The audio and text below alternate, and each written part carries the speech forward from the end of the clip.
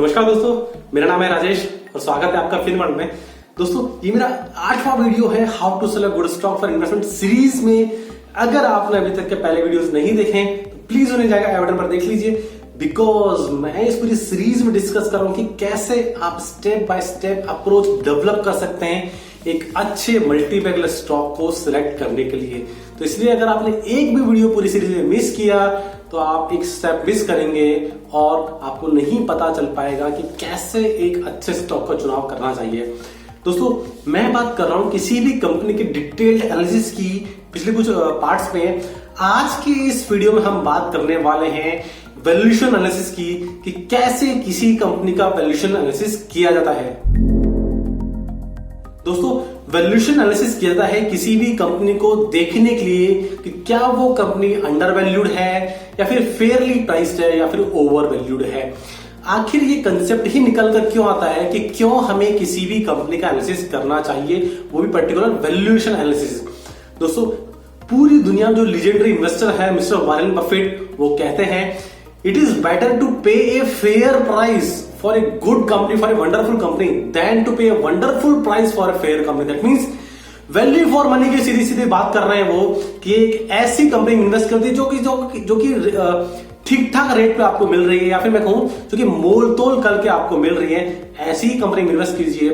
क्योंकि जो प्राइस आप पे करेंगे, जिस रेट पे आप शेयर खरीदेंगे, उस रेट से ही डिसाइड करेगा कि आपका फ्यूचर का रिटर्न क्या होने वाला है उस कंपनी में।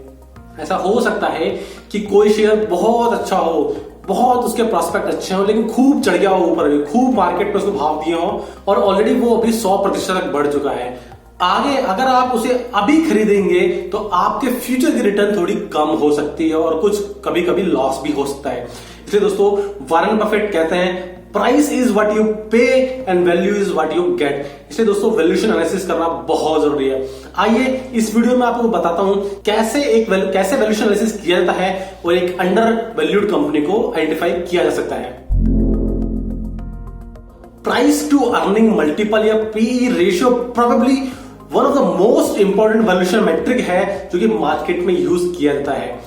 पी मल्टीपल का मतलब है कि आप उस कंपनी की 1 रुपए की अर्निंग के बदले में कितने रुपए तक का प्राइस देने के लिए तैयार है। दोस्तों, पी रेशियो का फॉर्मूला होता है market price of A share divide by there earning.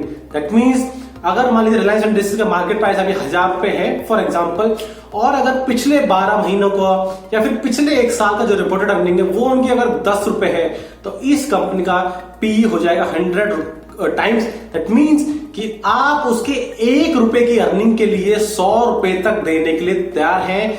दूसरी तरफ मान लीजिए एक ऐसी कंपनी है जो कि 10 के पी मल्टीपल पर ट्रेड कर रही है। इसका मतलब है कि आप सेकंड वाली कंपनी के 1 रुपए की अर्निंग के लिए 10 रुपए आगे देने के लिए तैयार हैं।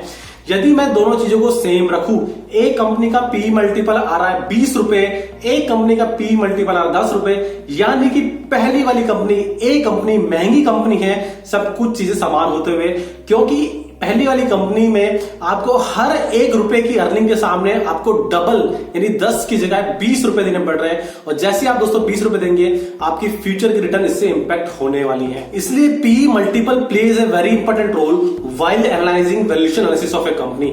मैं आपको बताता हूं कि कैसे आप पी की मदद से एक अंडर वैल्यूड स्टॉक को देख सकते हैं। दोस्तों, पहला आप कंपेयर कीजिए उस कंपनी के पी मल्टीपल को जिस इंडस्ट्री में वो कंपनी ऑपरेट कर रही है, उस इंडस्ट्री के पी मल्टीपल से।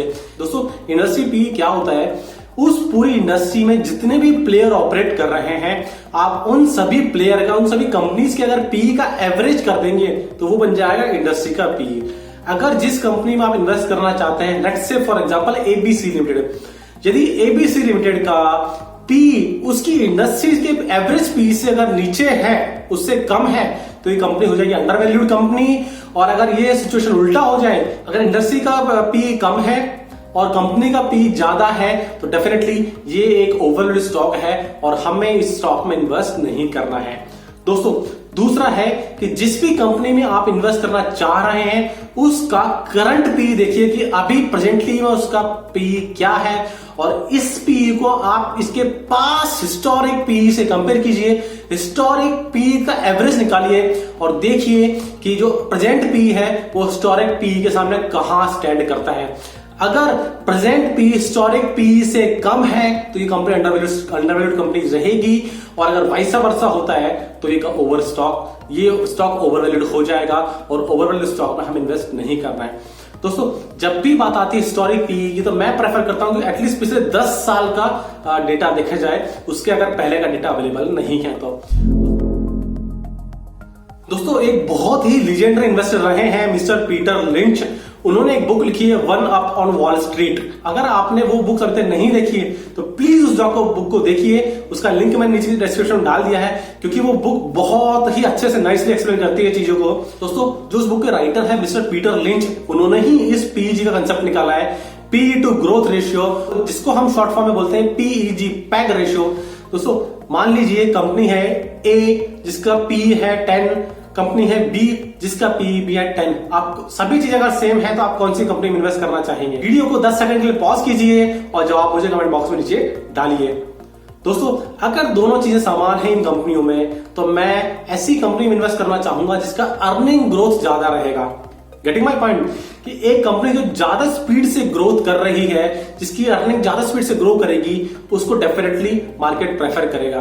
दोस्तों, इसे ही पीईजी की फॉर्म में कहा जाता है। दोस्तों, पीईजी का फॉर्मूला बनता है PE divide by earning growth, और जैसे जैसे कंपनी का अर्निंग ग्रोथ बढ़ेगा, जैसे जैसे उसका डिनोमिनेटर बढ़ेगा और उसका न्यूमरेटर छोटा पड़ जाएगा, और अर्निंग ग्रोथ और पीजी हो जाएगा 1 से कम। और जैसे ही पीजी 1 से कम आता है तो आप समझ सकते हैं कि वो स्टॉक अंडरवैल्यूड स्टॉक है और वो स्टॉक इन्वेस्टेबल स्टॉक है। और जैसे ही पैग रेशियो मोर देन 1 शुरू हो जाता है तो डेफिनेटली वो ओवरवैल्यूड स्टॉक्स की डेफिनेशन में चला जाता है, और हमें as a investor overvalued stock से दूर रहना है। दोस्तों, वैल्यूएशन एनालिसिस के थर्ड एंड मोस्ट इंपॉर्टेंट जो मेट्रिक है that is earning yield. Earning yield का मतलब है दोस्तों कि कंपनी कितना अर्निंग कर रही है अपने शेयर प्राइस के कंपेयर में। इसको दोस्तों फॉर्मूला अगर मैं निकालने जाऊं तो जस्ट पी का रिवर्स कर दीजिए फॉर्मूला, आपका अर्निंग यील्ड का फॉर्मूला बन जाएगा। पी में हम देखते थे current market price divide by earning, यहां पे हम करेंगे earning divide by current market price. P में हम देखते थे कि हम हर एक अर्निंग के सामने, हम हर 1 रुपए की अर्निंग के लिए कितना टाइम्स मार्केट में पेमेंट करने के लिए तैयार है उस कंपनी को। और अर्निंग यील्ड में हम देखते हैं यानी कि हम 1 रुपए के इन्वेस्टेड कैपिटल के सामने कितना अर्निंग जनरेट करेंगे उस कंपनी में। दोस्तों, जितना अर्निंग यील्ड ज्यादा बढ़ेगा उतना ही डेफिनेटली हमारे लिए अच्छा चांस होने वाला है। दोस्तों, जनरली मैंने देखा है मार्केट में इन्वेस्टर अर्निंग यील्ड को गवर्नमेंट बॉन्ड, गवर्नमेंट सिक्योरिटीज की रिटर्न से कंपेयर करते हैं। मान लीजिए एज ऑन डेट अगर गवर्नमेंट सिक्योरिटीज जो कि 10 साल की गवर्नमेंट बॉन्ड है उनकी अगर रिटर्न 8% है, और अगर अर्निंग यील्ड उस कंपनी का 10% आता है तो डेफिनेटली अंडरवैल्यूड स्टॉक है। बहुत सारे लोग उस स्टॉक में इन्वेस्ट करना चाहेंगे क्योंकि ये स्टॉक बॉन्ड के कंपनी में अच्छा रिटर्न दे रहा है। और दोस्तों, इस फॉर्मूले को इजाद करने वाले थे मिस्टर बेंजामिन ग्राहम। उन्होंने बहुत ही अच्छी किताब लिखी है दोस्तों, द इंटेलिजेंट इन्वेस्टर। अगर आपने वो किताब अभी तक नहीं पढ़ी है और स्टॉक मार्केट में आप हैं तो दोस्तों आप बहुत ही सिग्निफिकेंट चीज मिस कर रहे हैं। इसलिए जाइए, डिस्क्रिप्शन में लिंक डाला है, उसका देखो, पढ़ो और बहुत कुछ सीखने को मिलेगा आप उस बुक से। दोस्तों, वीडियो लंबा ना हो जाए इसके लिए मैं इस वीडियो को यहीं खत्म करता हूं, और मैं आपको अगले वीडियो में और फर्दर वैल्यूएशन मैट्रिक्स के बारे में डिस्कशन करता रहूंगा। तो आज के दोस्तों इतना ही, अगले वीडियो मिलेंगे जल्दी ही, तब तक के लिए जय हिंद।